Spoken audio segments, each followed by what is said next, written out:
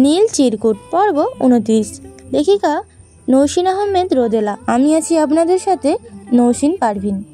ক্যান্টিনে এতগুলো মানুষের সামনে নীরার ক্রোধের এমন নগ্ন প্রকাশ ঘটবে তা কখনো চিন্তা করতে পারেনি অনন্ত। বন্ধুরাও নীরার এমন রূপে স্তব্ধ, বিস্মিত। একটু আগে ক্যান্টিনে যে টেবিলটিতে চলছিল আড্ডার বহর, সেখানে এখন ভয়াবহ নিস্তব্ধতা। আড্ডার মাঝে হঠাৎ ফোন বেজে উঠল নীরার। ফোন কানে নিয়ে বাইরে গেল ঠিক, কিন্তু ফিরে এলো ভয়াবহ রূপ নেই। কথা নেই, বার্তা নেই। অনন্তর গালে কষে এক চর বসালো নীরা। এমন কিছুর জন্য বন্ধু মহলে কেউই প্রস্তুত ছিল না। সবার চোখে আতঙ্ক আর প্রশ্ন। রঞ্জনের মতো শান্ত ছেলেও আজ বিভ্রান্ত। আমার তোর প্রতি ঘেন্না হচ্ছে অনন্ত। এতটা নিচু তুই কি করে? বারবার বলেছিলাম বন্ধুত্বটা ডাকতে দে, বন্ধু হিসেবে বাঁচতে দে, কিন্তু ভুলে গিয়েছিলাম নেমোখারাম কখনো বন্ধু হতে পারে না। যে কুকক্ষে তুই আমার বন্ধু তালিকায় যুক্ত হয়েছিলিস, সেই কুকক্ষে মনে প্রাণে ঘৃণা করি আমি। ওই দিনটি আমার জীবনে না এলে পৃথিবীর সব থেকে সুখী মেয়ে হতাম আমি। রাগে শরীর কাঁপছে নীরার, চোখ দুটোতে জল টলমল করছে, ফর্সা মুখটা হয়ে উঠেছে লাল। নম্রতা থমথম খেয়ে বলল, থতমত খেয়ে বলল, কি বলছিস এসব? এটা পাবলিক প্লেস, আমরা পরে আলোচনা ... নম্রতাকে কথা শেষ করতে না দিয়েই চেঁচিয়ে উঠল নীরা, তুই চুপ কর নমু, দয়া করে আমার ব্যাপারে আর মাথা ঘামাতে আসিস না। আমার অনন্তর কাছে শুধু একটাই প্রশ্নের উত্তর চাই, কেন ভেঙে দিলি বিয়েটা? বিয়ের ডেট ফিক্সড হয়ে গিয়েছিল অনন্ত, সবাইকে দাওয়াতও দেওয়া হয়ে গিয়েছিল। আমার চরিত্রে কলঙ্ক লাগিয়ে তোর কি লাভ হলো? আমার একটা ছোট বোন আছে অনন্ত, ঠিক হয়ে যাওয়া বিয়ে ভাঙার মানে কি আদেও জানিস তুই?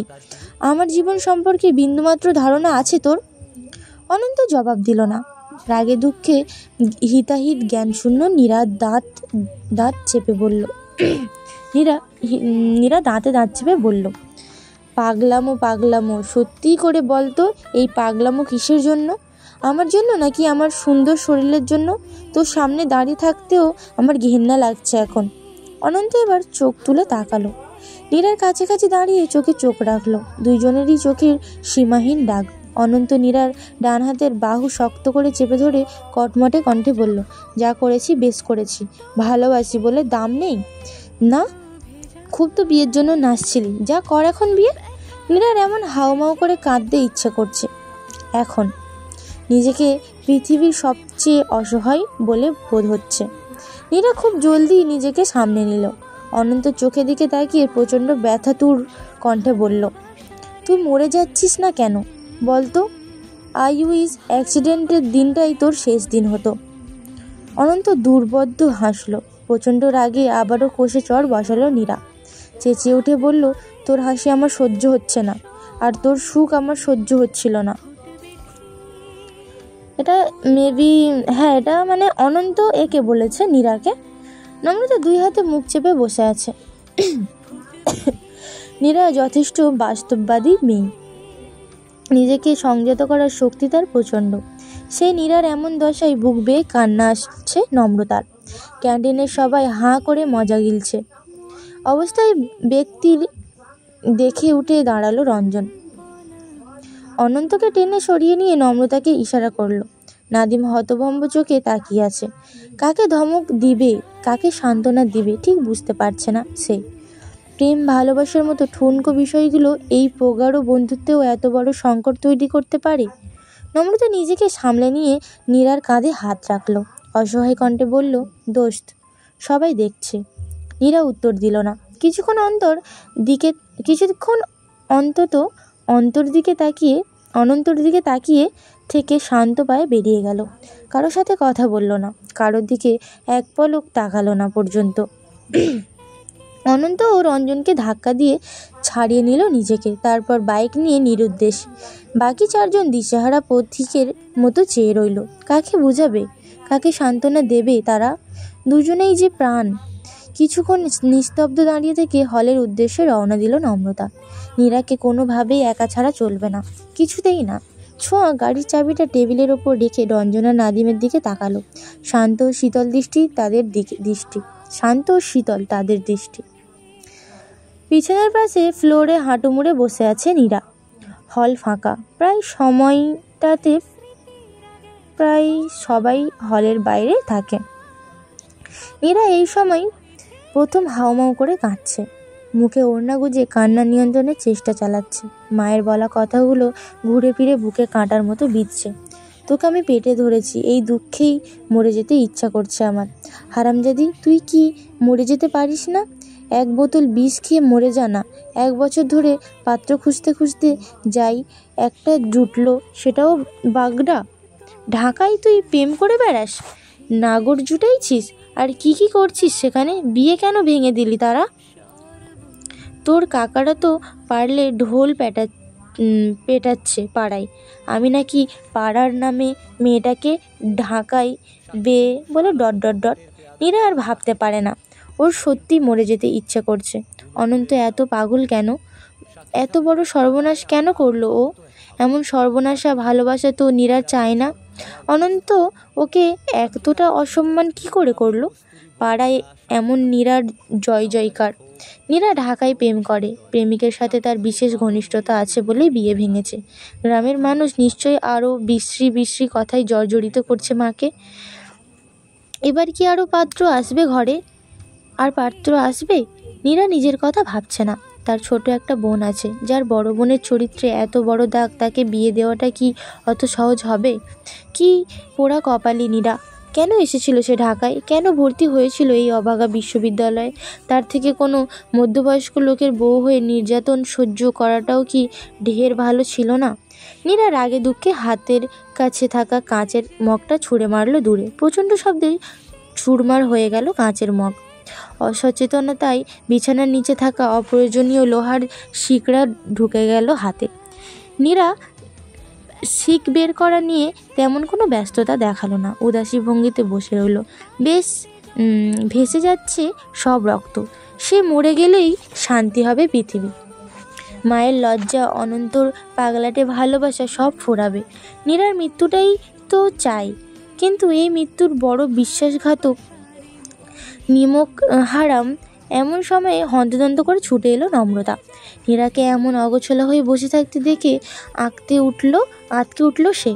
ফ্লোরে রক্ত গড়াচ্ছে দেখে নিঃশ্বাস বন্ধ হয়ে এলো তার। তাড়াহুড়ো করে নীরার পাশে হাঁটু গেড়ে বসলো। ডান হাতটা তুলে নিয়ে চোখ মুখ খিচে শিক টেনে বের করলো।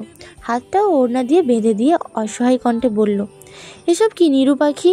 এত কেন ভাবছিস তুই? দুনিয়া ভেসে যাক, আমি তোর সাথে আছি। যে তোর দিকে আঙুল তুলবে তার আঙুল কেটে রেখে দেব। কাঁদিস না সোনা, তুই কাঁদলে আমিও কেঁদে দেব, পরে কিন্তু থামাতে পারবি না। নীরা এবারে নম্রতার ওপর হামলে পড়ল, 2 হাতে জাপটে ধরে কান্নায় ভেসে পড়ল। এই এক আশ্রয় তার। এই মেয়েটা তাকে একটু হলেও বোঝে, অন্ধের মতো বিশ্বাস করে। নীরার এমন কান্নায় ভেতরটা ফেটে গেলেও নিজেকে সামনে নিল নম্রতা। নীরাকে বুঝিয়ে সুঝিয়ে হসপিটালে যেতে রাজি করালো। লোহার শিক ঢুকে গিয়েছে, ইনজেকশন দিতে হবে, নয়তো ইনফেকশন হতে পারে। নীরা বুঝদার বাচ্চাদের মতো বুঝলো। নম্রতার কথা মতোই চোখে মুখে পানি ছিটিয়ে শান্ত হলো। নীরার হাতে ইনজেকশন আর ব্যান্ডেজের কাজ শেষ হয়েছে সেই অনেকক্ষণ আগে।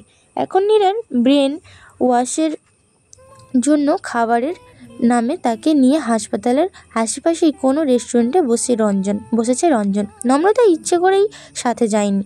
রঞ্জন খুব ভালো বোঝাতে পারে। নীরার এই মেন্টাল প্রেশার কমিয়ে আনার ক্ষমতা রঞ্জনের আছে। এই সময় রঞ্জন আর নীরাকে একা ছেড়ে দেওয়াটা উত্তম। তাছাড়া নম্রতারও বেশ কিছু কাজ বাকি। মেডিকেলে এসে ডাক্তারের খোঁজ নিয়ে চলে যাবে তা তো হয় না। এই লোক আসলে করেছেটা কি? এই দুনিয়ায় আছে নাকি বিয়ে শাদী করে সাজেক ভ্যালির মেঘে হাবুডুবু খাচ্ছে? নম্রতাকে তো জানতে হবে। নম্রতা আরফানের চেম্বারের সামনে এসে উঁকি দিল। চেম্বারের সামনে অ্যাসিস্ট্যান্টকে দেখা যাচ্ছে না। ভেতরে আরফান আছে কি নেই সেটাও বোঝা যাচ্ছে না। নম্রতা কপাল কুঁচকে আবারও উঁকি দিল। সাথে সাথেই পেছন থেকে কেসে উঠল কেউ। নম্রতা বিদ্যুৎ বেগে পেছনে ফিরে তাকালো। আরফান ভ্রু কুঁচকে তাকিয়ে আছে, ঠোঁটের কোণে শ্লেষাক্ত হাসি। কি অবস্থা, কাউকে খুঁজছেন? আরফানের কথায় হিঁচকি উঠে গেল নম্রতার। বুকে হাত দিয়ে বার 2 হিঁচকি তুলে মাথা নাড়ল। আরফানও নম্রতাকে অনুসরণ করে মাথা নাড়ল, বলল, খুঁজছেন না? নম্রতা মিনমিন করে বলল, আমি কাকে খুঁজব? আরফান পকেটে হাত মেরুদণ্ড সোজা করে দাঁড়ালো। অদ্ভুত ভঙ্গিতে ঠোঁট পাকিয়ে বলল, সেটা তো আপনি ভালোই জানেন আমি কাউকে খুঁজছি না। কথাটা বলে আবারও হিঁচকি তুলল নম্রতা। আরফান বেশ গম্ভীর কণ্ঠেই বলল, তাহলে নিশ্চয়ই চুরি করতে এসেছিলেন? নম্রতা চোখ রাঙিয়ে বলল, হসপিটালে কেউ চুরি করতে আসে? আরফান আলগা কণ্ঠে বলল, আসতেই পারে, চোরের কি আর ধর্মজ্ঞান আছে? নম্রতা দাঁতে দাঁত চেপে বলল, কি এমন আছে আপনার চেম্বারে যে আমায় চুরি করতে হবে? আমাকে কি ভিখারি মনে হয়? আরফান হেসে বলল, না তা মনে হয় না, তবে ... আরফানের কথার মাঝে কয়েকবার হিঁচকি তুলল নম্রতা। আরফান ঠেস মারা কণ্ঠে বলল, চেম্বারে বসুন, পানি খাওয়াই। হাজার হলেও আমাদের হসপিটালে চুরি করতে এসেছেন? নম্রতার চোখ রাঙাতেই কথা পাল্টালো আরফান, না মানে বেড়াতে এসেছেন? আপ্যায়ন তো করতেই হয়, চলুন ম্যাম। কথাটা বলেই চেম্বারের দরজার দিকে এগিয়ে গেল আরফান। দরজাটা খুলে বিনীত ভঙ্গিতে দাঁড়িয়ে রইল। নম্রতা না করবে করেও আর না করতে পারল না। নম্রতা চেম্বারে ঢুকে চেয়ার টেনে বসলো। আরফান স্টেথোস্কোপটা টেবিলে রেখে শার্টের হাতা গোটালো। চেয়ার টেনে ধীরে স্থিরে নম্রতার মুখোমুখি বসলো। টেবিল ওয়েটটা 2 আঙুল দিয়ে ঘোরাতে গভীর চোখে নম্রতার দিকে তাকালো। আরফানের এমন চাহনির সামনে অসহায় হয়ে পড়ল নম্রতা। অস্বস্তিতে হাঁসফাঁস করতে লাগলো। বেশ কিছুক্ষণ চুপচাপ থেকে প্রশ্ন করলো আরফান, কি খাবেন? হঠাৎ এত আপ্যায়ন? আরফান জবাব না দিয়ে বলল, কফি খেতে হলে বাইরে কোথাও বসতে হবে, যেতে চান? আরফানের চোখ দুটো আটকে আছে নম্রতার ঠোঁটে। নিচের ঠোঁটের মাঝ বরাবর কালো, ঠোঁট তিল তিলে। গোলাপি রঙে ছোট্ট কালো তিলটা কি সুন্দর মানিয়েছে। এই এক বিন্দু কালো রঙেই যেন পৃথিবীর সব নেশা ধ্বংস আজ। নম্রতার জিভ দিয়ে ঠোঁট ভেজালো। সাথে সাথেই ভিজে উঠল সেই অদ্ভুত সুন্দরী তিল। কৃত্রিম আলোয় চিকচিক করে উঠল কালো রং। আরফান চোখ সরিয়ে অন্যদিকে তাকালো, তারপর আবারও আর চোখে তাকালো নম্রতার ঠোঁটে। নম্রতা স্পষ্ট কণ্ঠে বলল, আমি কফি খাই না। তাহলে কি খান? কথাটা বলে রহস্যময় হাসি হাসলো আরফান। নম্রতা কপাল কুঁচকে বলল, হাসছেন কেন? আরফান এবারও উত্তর দিল না। প্রসঙ্গ পাল্টে বলল, আপনার বিয়ে কি হলো? নম্রতা ফট করেই বলল, বিয়ের আবার কি হবে? বিয়ে হবে। কবে হবে? খুবই শীঘ্রই। আরফান অদ্ভুত ভঙ্গিতে ভ্রু কুঁচিয়ে বলল, ও। কথাটা বলে উঠে দাঁড়ালো আরফান। টেবিলে রাখা পানির গ্লাসটা হাতে তুলে নিয়ে নম্রতার পাশে এসে দাঁড়ালো। আরফানকে এত কাছাকাছি এসে দাঁড়াতে দেখেই ধুকপুক করতে উঠল বুক। গলা শুকিয়ে এলো, ভাবনাগুলো হয়ে পড়ল এলোমেলো। আরফানের কাটা কাটা আকর্ষণীয় চোয়ালের দিকে তাকিয়ে ঢোক গিলল নম্রতা। ভারী জিভ নেড়ে বলল, কি হয়েছে? আরফান চোখে ইশারায় পানির গ্লাসটা দেখিয়ে বলল, পানি খাওয়ার দাওয়াত দিয়েছিলাম, পানি খাবেন না? নম্রতা বিভ্রান্ত চোখে আরফানের দিকে তাকালো। কাঁপা হাতে পানির গ্লাসটা নিয়ে আর চোখে আরফানকে পর্যবেক্ষণ করলো। আরফান এক বিন্দুও নড়ল না, আগের জায়গাতেই ঠাই দাঁড়িয়ে রইল। চোখ দুটো আটকে রইল নম্রতার মুখে, ঠোঁটে। নম্রতা অস্বস্তি নিয়ে পানি খেলো। পানি খেতে খেতেই আর চোখে আরফানের দিকে তাকালো সে। আরফান তাকিয়েই ছিল, চোখে চোখ পড়ল। কিছুটা সময় এভাবেই অদ্ভুত এক অনুভূতি নিয়ে কেটে গেল তাদের।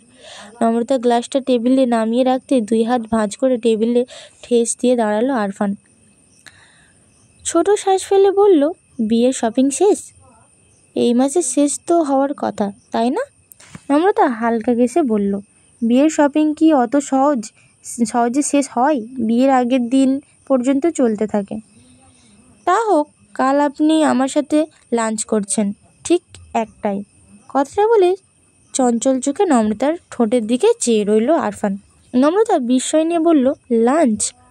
আপনি চাইলে ডিনারেও দাওয়াতও দিতে পারি। আরফানের কথায় তীক্ষ্ণ চোখে তাকালো নম্রতা। আরফানের ঠোঁটের কোণে অদ্ভুত হাসি দেখে বলল, আপনি মানুষটা খুব খারাপ। আরফান হেসে বলল, আপনার বিয়েটা সাকসেসফুল হবে বলে মনে হচ্ছে না। হুটহাট উধাও হয়ে যাওয়া মানুষ থেকে কোনোরূপ দাওয়াত আমি অ্যাকসেপ্ট করি না। কেউ একজন আমার কল রিসিভ করেনি। নম্রতা চেয়ার থেকে উঠে দাঁড়াতে বলল, বেশ করেছে, আমার পানি খাওয়া শেষ, এখন হলে ফিরব। পানির জন্য ধন্যবাদ। আরফান দীর্ঘশ্বাস ফেলে বলল, চলুন পৌঁছে দিই। নম্রতা সরু চোখে তাকালো, ভ্রুকুচকে বলল, আপনি কেন পৌঁছে দিবেন? হসপিটালে আসা সব পেশেন্টদের পৌঁছে দেওয়ার দায়িত্ব আছে নাকি আপনার? আরফান ফোনটা পকেটে ঢুকাতে ঢুকাতে বলল, পেশেন্টদের পৌঁছে দেওয়ার দায়িত্ব নেই, তবে হসপিটালে যারা চৌর্যবৃত্তি আর উকিঝুঁকি দিতে আসে তাদের পৌঁছে দেওয়া যায়। এদের বিশ্বাস নেই অন্য কারোর চেম্বারে উকিঝুঁকি দিয়ে ফেলতে পারে। আমি রিস্ক নিতে রাজি নই। নম্রতা দাঁতে দাঁত চেপে বলল, আমি একা যেতে পারি। আরফান হেসে বলল, আমিও পৌঁছে দিতে পারি। এখানে আমার নিজেরই হাসি পাচ্ছে, মানে বুঝতেই পারছেন ব্যাপারটা। রিক্সায় পাশাপাশি বসে আছে নম্রতা আর আরফান। কারোর মুখে কথা নেই, তবুও মনের সাথে মনে চলছে বিস্তর কথা। দেওয়া নেওয়ার খেলা। আরেকবার পড়ছি লাইনটা। তবুও মনের সাথে চলছে বিস্তর কথা, দেওয়া নেওয়ার খেলা। রিক্সার ঝাঁকিয়ে অনিচ্ছায় ছুঁয়ে যাওয়াই দুটো হাত, একটু স্পর্শে শরীরেরময় শিহরণ, রাজ্যের অস্বস্তি আর ভাবনাতীত ভালো লাগা, মন জুড়ে কতই না অনুভূতির খেলা। পুরোটা রাস্তা অসহ্যনীয় এক ঘোরের মাঝেই কাটিয়ে দিল নম্রতা। আরফানের ঠোঁটেও কথা ফুটল না। হলের কাছাকাছি আসতেই হঠাৎই নম্রতার হাতের উপর হাত রাখলো আরফান। ডান হাতের মুঠোতে একটা কাগজ ধরিয়ে দিয়ে দ্রুতই সরিয়ে নিল হাত। নম্রতা চমকে তাকালো। আরফানের ভাবলেশীন মুখ তখন অন্যদিকে ফেরানো। আরফানের মনের ভাব বোঝা গেল না। নম্রতা হলের সামনে নেমে যেতেই প্রথম কথা বলল আরফান। কিছুই হয়নি এমন একটা ভাব নিয়ে বলল, কাল তবে দেখা হচ্ছে, ভালো থাকবেন। আরফানের ফিরতি রিকশাটির দিকে মোহাচ্ছন্নের মতো চেয়ে রইল নম্রতা। রিকশাটা মোড়ের বাঁকে হারিয়ে যেতেই হাতের মুঠোয় থাকা কাগজটির দিকে তাকালো সে। নীল চিরকুট। এই পর্যন্তই ছিল নীল চিরকুট পর্ব 29। পরবর্তী পর্বগুলো শোনার জন্য চ্যানেলেই চোখ রাখুন। সবাই ভালো থাকবেন, সুস্থ থাকবেন। আল্লাহ হাফিজ।